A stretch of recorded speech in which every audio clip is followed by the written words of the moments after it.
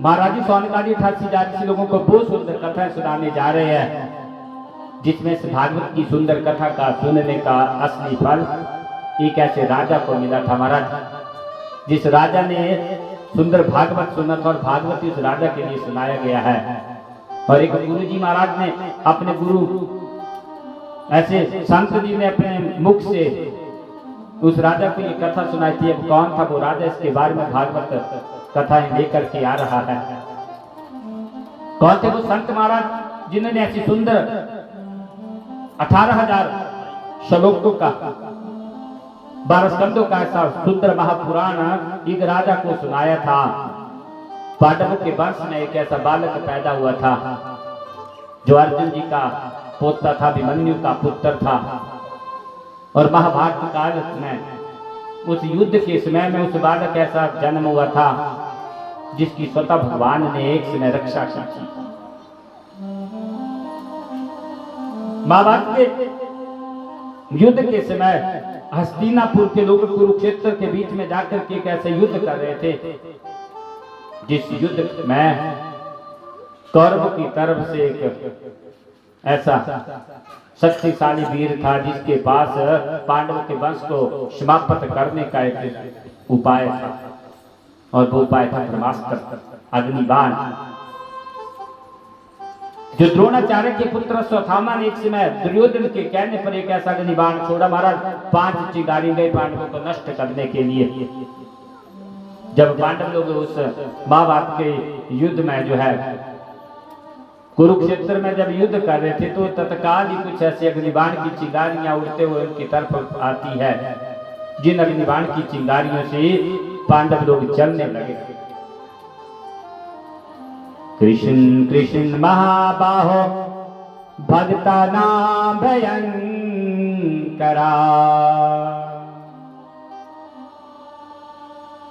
अर्जुन ने प्रश्न किया, प्रभु ऐसा भास और ऐसा प्रतीत हो रहा है, ऐसा लग रहा है जैसे मानो कोई कुछ अग्नि की चिंगारियां कुछ लपटें हमें जलाने के लिए आ रही है और जिससे धीरे धीरे हमारा शरीर जल रहा है।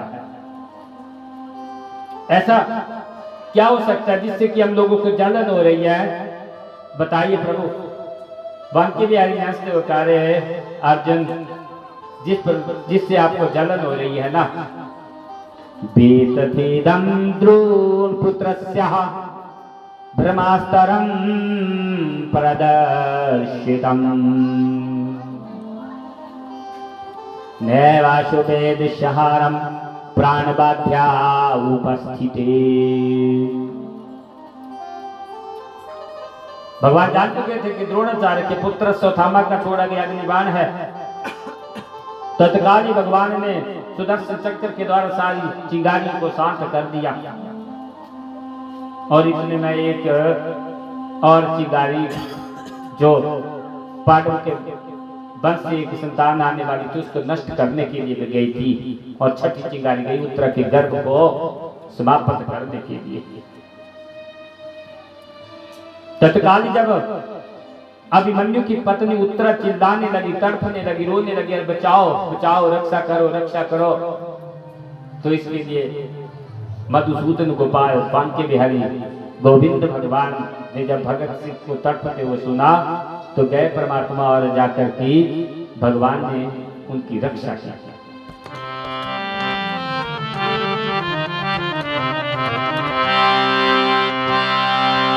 ब्रह्मास्त्र की अग्नि से, ब्रह्मास्त्र की अग्नि से चरियो गर्भ में बाल जी।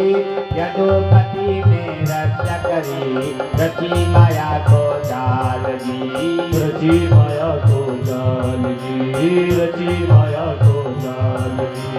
यदुपति ने रक्षा करी रची माया को जाल जी। रची माया को जाल जी, रची माया को जाल जी। सर्वभूतानां आत्मा योगेश्वरो हरि।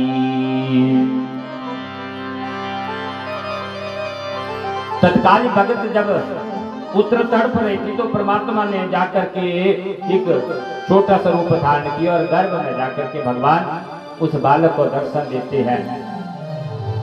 और फिर जब उस बालक को परमात्मा ने जाकर के दर्शन दिए तो भगवान जानते थे जिस समय इस बालक का जन्म होगा उस समय पृथ्वी में बहुत संकट होगा। ऐसा युग आने वाला है जो कलौ युगे, कलीस का युग, संकट का युग। तो ऐसे युग में इस बालक का जन्म होगा तो भगवान ने पहले जाकर के उसको गर्भ में ही दर्शन दे दिए थे। और जब उस बालक का जन्म हुआ तो नाम पड़ा परीक्षित। परि इति रक्षिता, परि इति रक्षिता मतलब जिसकी भगवान ने रक्षा की है, नाम उसका परीक्षित हुआ। परीक्षित जब भी आप श्रीमद् भागवत की कथा सुनते महाराज परीक्षित की कथा अवश्य में आती है, क्योंकि कथा ही परीक्षित ने मुनि महाराज के मुखवार वृंद से सुनी है। और वो परीक्षित के द्वारा भागवत पूर्ण माना जाता तो परीक्षित का जन्म हो गया और बांके में मधुसूदन गोपाल ने बहुत समय पहले उनको दर्शन दे दिए थे। अब धीरे धीरे महाभारत का जो युद्ध हो रहा था उसमें विराम लगने लगा। अधर्म के ऊपर धर्म की विजय होने लगी, असत्य के ऊपर सत्य की विजय होने लगी, पाप के ऊपर पुण्य की विजय होने लगी और दैत्यों के ऊपर देवताओं की विजय होने लगी। अर्थात धीरे धीरे धीरे जो काम क्रोध मोह अहंकार था वो धीरे धीरे समाप्त होता गया, कौरव समाप्त होते गए और पांडव विजयी होते गए। संपूर्ण भगवान जी की ऐसी भगवान की कथाएं जो महाभारत के काल में बांके बिहारी जी ने पांडवों की रक्षा की, तो जब उनकी रक्षा की तो यहाँ से कथा आगे बढ़ रही है। चले अब एक समय की बात है, कथा उस स्थान की